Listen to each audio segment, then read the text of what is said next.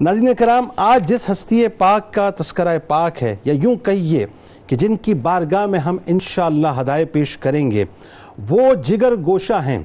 حضرت شیخ عبدالقادر جیلانی رضی اللہ تعالی عنہ کے۔ ایک ایسی ہستی ناظرین کہ جن کی بارگاہ میں اگر ہمارے ہدایے قبول ہو جائیں تو میں سمجھتا ہوں کہ ہماری دنیا بھی سنور جائے اور انشاءاللہ آخرت بھی بن جائے۔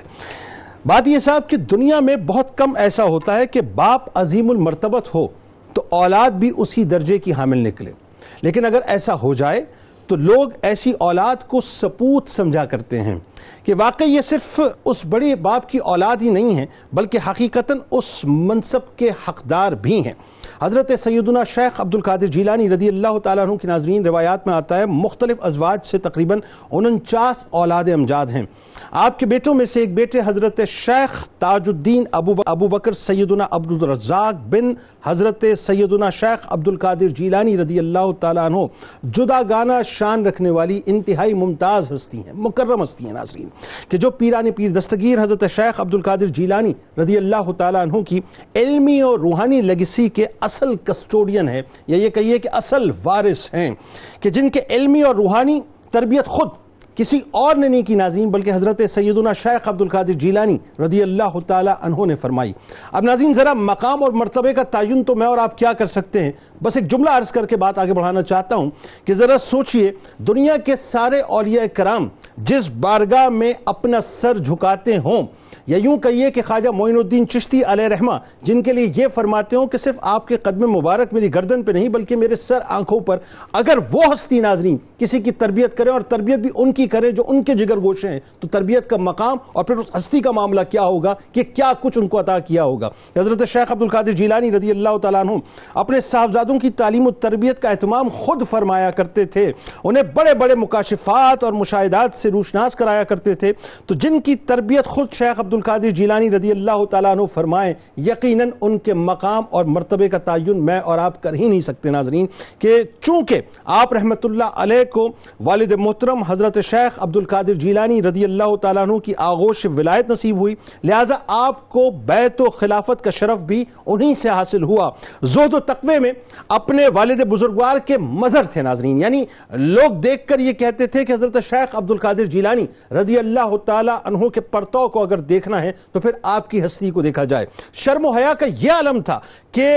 کئی عرصے تک ناظرین، یعنی مسلسل کئی عرصے تک اللہ تبارک و تعالیٰ سے شرم و حیا اور خشیت الہی کی وجہ سے آسمان کی طرف نگاہ نہیں اٹھایا کرتے تھے۔ آپ رحمت اللہ علیہ محبوب سبحانی حضرت شیخ عبدالقادر جیلانی رضی اللہ تعالیٰ عنہ کے حسبی نسبی وارث اور ظاہری و باطنی طور پر آپ رضی اللہ تعالیٰ عنہ کے نائب اور جانشین ہوئے۔ جو کچھ باطنی دولت اور روحانی نعمت اللہ تعالیٰ نے پیران پیر دستگیر حضرت شیخ عبدالقادر جیلانی رضی اللہ تعالیٰ عنہ کو عطا فرمائی تھی، وہ سب کی سب ناظرین، سب کی سب جوں کی توں آپ رضی اللہ تعالیٰ عنہ نے اپنے فرزند سعادت مند کے سینے میں مکمل طور پر منتقل فرما دی۔ آپ رحمت اللہ علیہ گویا ثانی غوث اعظم، یعنی یوں کہیے کہ حضرت محی الدین شیخ عبدالقادر جیلانی رضی اللہ تعالیٰ عنہ کے مکمل طور پہ پرتو بھی تھے اور آپ کے ثانی بھی کہلائے۔ ایک عظیم محدث اور فقیہ ہونے کی بدولت ہی آپ کو تاج الدین کے لقب سے ملقب کیا جاتا۔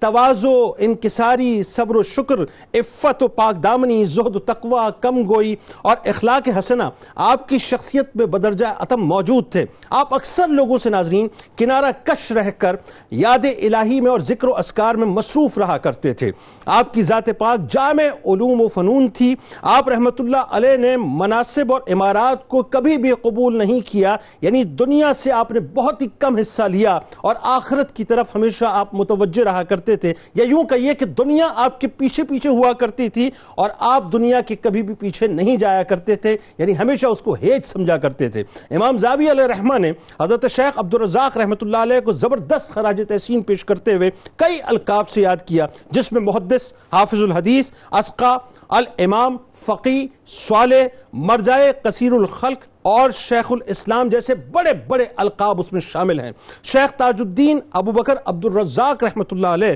جو سراج عراق اور ائمہ دین کے جمال اور حافظوں کے فخر اور اسلام کے شرف اور اولیاء کے برگزیدہ تھے، انہوں نے ناظرین کرام عالم یہ تھا کہ جتنے بھی علوم حاصل کیے، جیسا میں نے آپ کو بتایا، وہ اپنے والد گرامی سے حاصل کیے، اور حدیث اور درس فتویٰ جو ہے آپ فرمایا کرتے تھے، اور انہی کے فیضان صحبت سے آپ شیخ کامل بنے، اور اللہ تبارک و تعالیٰ نے آپ کو وہ وصف عطا کیا کہ ایک دنیا آپ سے فیض حاصل کرتی رہی۔ آج بنیادی طور پہ آپ کی بارگاہ میں ہم کوشش کریں گے کہ ہدیہ تہنیت پیش کریں، اور آپ کی زندگی، اور خاص طور پہ ناظرین وہ جو 6 اور 7ویں